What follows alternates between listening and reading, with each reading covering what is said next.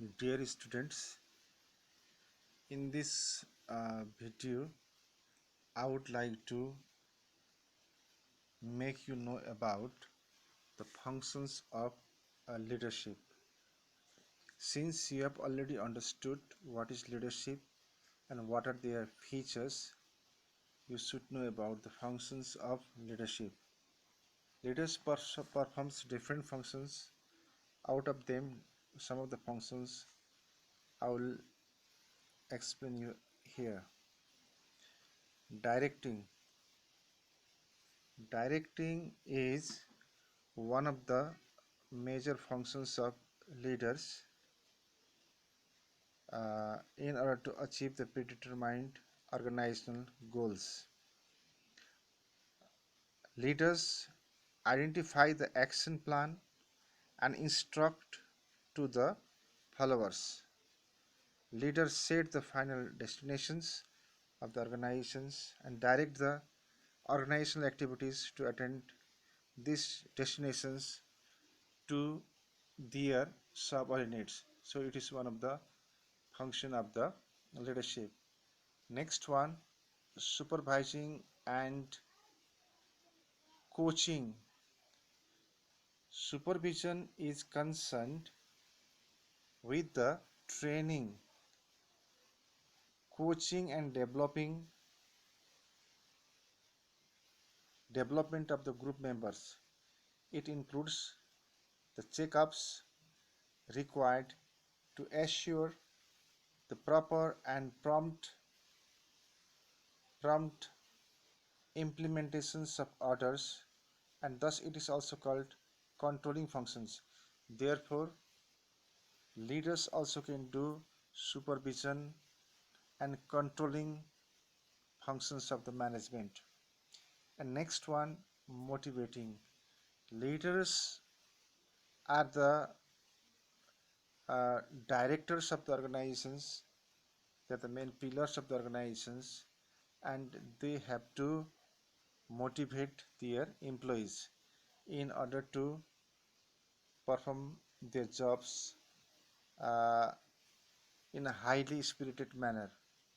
It creates a good working environment along with a personal sense of belonging to the organization, which helps to motivate employees towards their tasks. So, leader also can perform the communicating function. Communicating with employees is a necessary part of leadership function. Communication helps to generate idea, create mutual understanding and coordination. So, providing information and facilitating communication reduce conflict among group members. Therefore, communication is one of the very important functions of management. Next one, it performs uh, maintaining function. Maintenance function is related to retaining the members in a group. It is concerned with providing safe working condition, good working environment in the workplace, and addressing the sorrows and grievances of employees and solving them in effective way. And this is also one of the functions of management, that is leadership. And next one, it also does the functions of mediating, means it works as a mediator between different parties in order to solve the problem. Mediating with the peoples uh, and solving their problem is also one of the functions of leadership. After that, there are several other functions like goal determination is also one of the major function of leadership. Leadership has an important role for setting the overall goal of an organization. The vision, mission, objectives, strategies, and goals of the organizations are set by the leaders. Leaders are also responsible to determine the objectives for individuals and groups in the organization. Therefore, this is also one of the very important functions. And there are besides this, there are several other functions also are there, such as initiation and initiation, encouraging team members, and several other functions are also there which leaders can perform in the organization. I think you might have understood about the functions of leadership. So student, now I would like to discuss you about leadership style. Leadership style means the behavior pattern of leaders in directing the behavior of members in order to achieve the organization goals, which is known as leadership styles. Leadership styles vary widely among leaders at different time and different situation. It mostly depends on the philosophy, attitude, personality, and experience of the individual leaders. There are different types of leadership styles, and out of them, the four main styles of leaderships are discussed as uh, are discussed here. I would like to discuss these four types of leadership.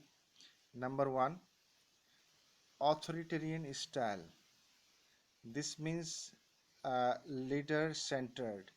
This is a dictatorial type of leadership. It's called strict leadership, where there is no any soft corner is there in leaders to their subordinates, and he wants to get the things done by exercising power. And basically this set of leaders, they can apply a negative motivation methods to their employees, and he does not keep any kind of soft corner upon their subordinates. This is very leader center type of leadership style. And some of the advantages of this sort of leaders are: works can be done quickly, they can maintain discipline, maintain chain of command, etc. And there are several other advantages are also there. Likewise, there are some disadvantages are also there. I would like to tell you one of them. uh, Such type of leaders do not motivate group members. People work only by the fear of punishment, no upward communication. There is only one way communication. And next type of leadership is their benevolent, kind, autocratic style. This is also leader center, but this is also known as paternalistic style of leadership, where leaders can maintain soft corner to their subordinates, and the subordinates of the employees, those who are working harder, such type of subordinates are been motivated positively, they have been rewarded. A kind of soft corner is there to their uh, subordinates. These set of leaders are not that much autocratic as the first one I have discussed to you here, that is authoritarian style. They are totally dictatorial, but they are not totally dictatorial. They are benevolent or kind in nature to some extent. And next one, participative democratic style means, under this style, power and authority is decentralized among the subordinates and takes decision in consultation with his or her subordinates. Subordinates are encouraged to demonstrate ideas and creativity and take interest in setting plans and policies. Here the leaders, they involve their subordinates in decision making process. and this is one of the accepted style of leadership. The big organization, this set of leaderships are highly being exercised. And next one, laissez-faire style of leadership. This means under this style of leadership, a leader entrusts the decision making authority to his subordinates. Leader does not do anything, but he manages everything, and he does not take the decision. He totally believes upon his subordinates, and he grants all the decision making authority to his subordinates. He only manages the resources, but he doesn't take part in all this sort of things because he totally believes upon his subordinates. So he avoids using power and leaves it to his subordinates to establish the goal. The leaders only provide information, materials, and facilities to his or her subordinates.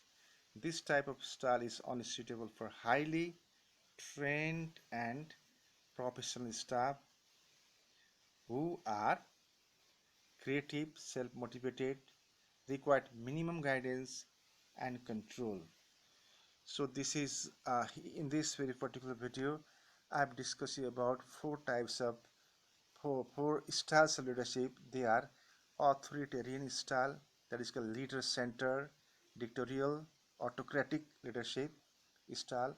Next one, paternalistic style, leader center. This is also leader center, but benevolent or kind autocratic style. Next one, participative, that is called democratic style. This is group centered. And next one I told you about laissez-faire style. This is also known as free rein leadership. So these four are some of the different styles of leaderships which are being practiced in the organizations. Okay, if you have any doubt, you can raise questions in the next class. If you have not understood anything, I will make you know more in the next class. Thank you.